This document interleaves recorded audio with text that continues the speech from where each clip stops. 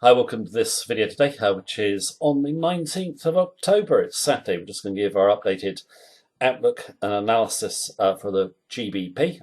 Key vote occurred today in the UK Parliament. I just want to go through what I think the likely reaction will be in the markets next week. Now, in terms of British pound, regular viewers will know, we're just extremely bullish and have been for a while. The pound has had a fantastic move to the upside. There's more strength to come in the GBP. Downside is limited in our view, pullbacks, buying opportunities. Now, in terms of the pound, we're going to look at it against the USD. We're also going to look at it against the euro, and I'm briefly going to look at it against the commodity currencies. Now, in terms of the British pound, a lot of traders I know are a bit shy of trading it. I've spoken to a lot of traders say, well, I think it's probably going to go up, but it's just so volatile due to the Brexit saga. There's a low risk way of trading the British pound, which will not occur to most traders, and it's just low risk, really high reward, and it's going to apply to most traders who are watching this video. Just going to go through it because it's something that most traders don't think about doing, but it can actually make you really good profits over the longer term. And in terms of the technique itself, doesn't just apply to the British pound. It'll apply when you've got a currency really overbought or really oversold. British pound, obviously, at the moment we feel is oversold. I'll just go through the technique in a moment. It's pretty simple, but doesn't occur to most traders to do it. Right, what we'll do is we will go and take a look at the charts right now, and just in terms of before I do so, obviously keep in mind it is my view as of this moment in time. It can of course change in line with the market conditions. If you want all our trading techniques, not daily technical sentiment analysis of 14 forex pairs, you can get live access to our member center on the link beneath this video. Now, in terms of the trade setups, the one we're going to do first is going to be GBP USD. All right, on the GBP USD monthly chart, just very quickly for new viewers, I know regular viewers I've seen this chart before and probably know what I'm going to say, but just want to go through very quickly for new viewers how we've been playing this pair, and also where our target is, which you can't see on the daily chart. Now, in terms of this 120 level, real key level, there's the vote out on Brexit.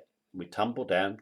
Speculators are anticipating a no deal. They go heavily short into the level, but commercials, the smart money, buys heavily against them, and we got from 120 to above 140.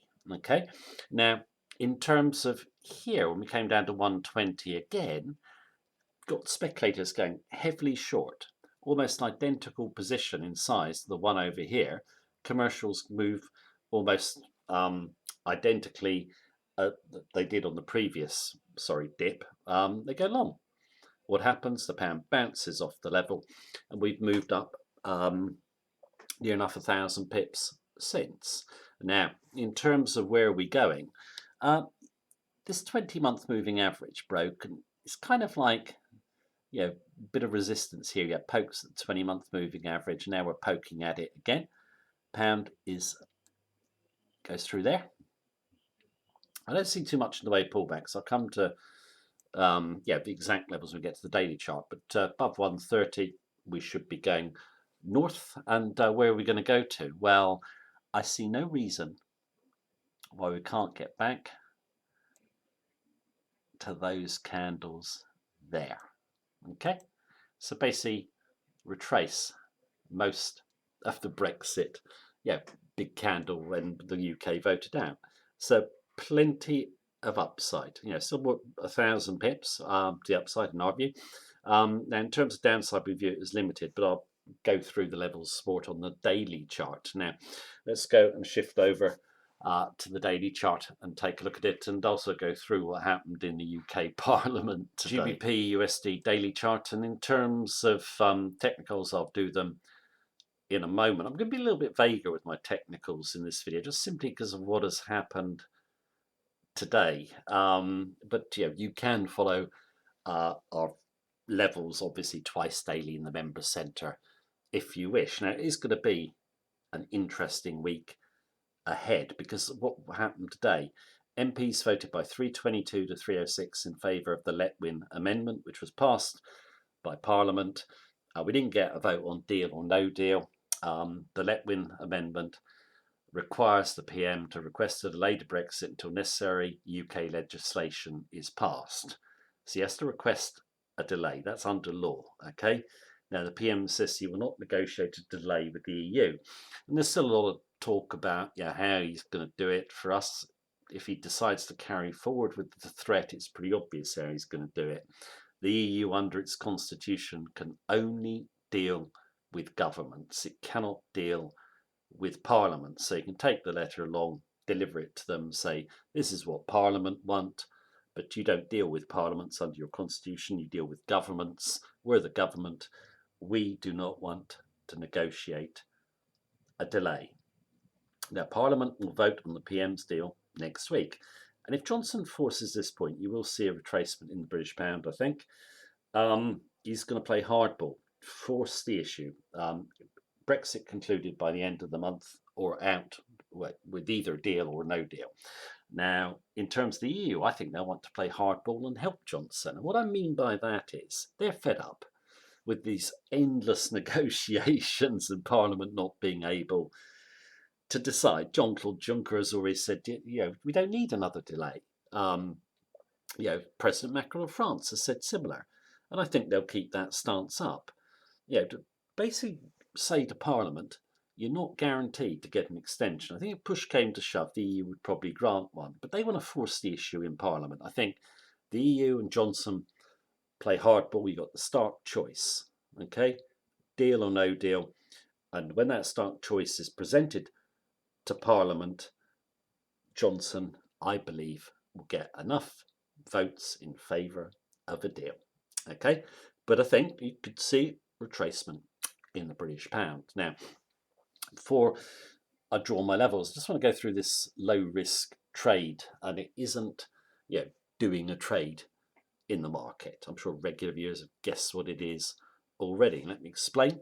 Come down towards the 120 level. This trade still applies actually. Come down towards the 120 level. We know that speculators are heavily short. They're anticipating a hard Brexit. Said at the time, the odds of a hard Brexit were very low. Speculators very short, smart money very long. You could trade off the 120 level. Now, in terms of what we did, and this is in addition to our trades in the market, basically it won't apply to everyone, but it'll apply to a lot of traders watching this video.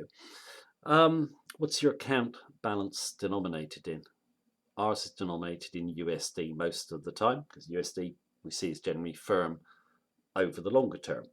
But when it comes down to 120 and a no deal effectively is being priced into the market, we'll just convert our account balance into GBP from USD. Okay. What's the risk on the downside? Not very much. In our view, it's an extra trade. You don't touch your leverage or whatever. So we just switched it over. Mentioned it to a couple of people at the time. We're a bit nervous about doing pound longs. Just switch your account balance over. And it's not done bad. Unleveraged trade. Up so far, 8.3%. Get up to target, 18%, just on switching the account balance. And when you're doing just a cash trade like this one, you're not worried about retracement. So we weren't. We got leverage trade in there, stopped ourselves out, obviously came back in again. We don't bother changing the account balance over the account balance stays. Okay, so it's a little bit of an extra trade, so to speak. And don't do it very often, but sometimes switching your account balance gives you an extra trade, and the pound is so oversold. And I think longer term, the odds of a no deal are still low in our view. Pound going far higher. So just that account balance switch could make us 18%. We'll see, but we've got our leverage trades in the market as well. Now, in terms of, I'd be a little bit vague about the technicals because it depends on Johnson forcing the issue. I think he will. The pound finished nice and firm Friday, saying in the member centre best of banks and partial profits. We took 50%, they're 50% in. We'll be wanting to put back in our bank profit into the market. Now, I do think we're going to get some retracement. 128. If we crack that level, okay, next level down is 126. These are big levels in our view. So if we came down through 128, buy back through the round number, stop behind the next major support. You fell through 126. Next level down is here. 124. So you get back through 126, stop behind 124. It came down through 124, just key off the 20-day moving average. Now, in terms of if I wasn't in this trade, would I just come in and buy? I'd wait for the pullback, actually, if I wasn't in. And I think we will get a pullback. I'm not sure how deep it's going to be, but I just think there's going to be some retracement next week. It'll be an interesting week for sure. So yeah, just key off the big levels and play round numbers. Okay, and when you're playing a round number, go 30 pips above the round number to get rid of what I call round number turbulence, where all the orders collide. So yeah, I'm being a little bit vaguer than normal, but that's the way I see the British pound. Yeah, it's been a really good trade so far. I do feel we are going to be going way higher, but a retracement possibly coming. Right, now we're going to shift over and look at Euro GBP and some big levels. On Euro GBP daily chart, and in terms of this one, I think could see a little bit of a bounce in the euro. In terms of downside targets, we're not too far away from our first target, which is 85. Get my line straight. But we're looking for a move down to 80, which is monthly support. So a long way to the downside. We don't rule out a bounce. This has been one of our luckiest trades actually recently. In terms of we've managed to sell it through 90, down, stopped ourselves out there at 89.80, and then we wanted to see if it could go through the round number, and if it did go through the round number and failed, we just placed our order where our previous stop was and got back in. So got really good move to the downside, but I think euro could bounce a bit. And what you want to do is obviously look at the key levels. I think in terms of key levels, you've got one level there. So if we bounce to that level, should be a sell. Stop behind that level, which is a weekly support level, monthly support level, also the 20-day moving average there. So we could gravitate up there, sell on weakness, or up to there, sell on weakness. And I would use a stop back behind the next round number. So if you come off 88, I'd be back behind 89. I know I'm being a bit vague, but that's what I think might happen.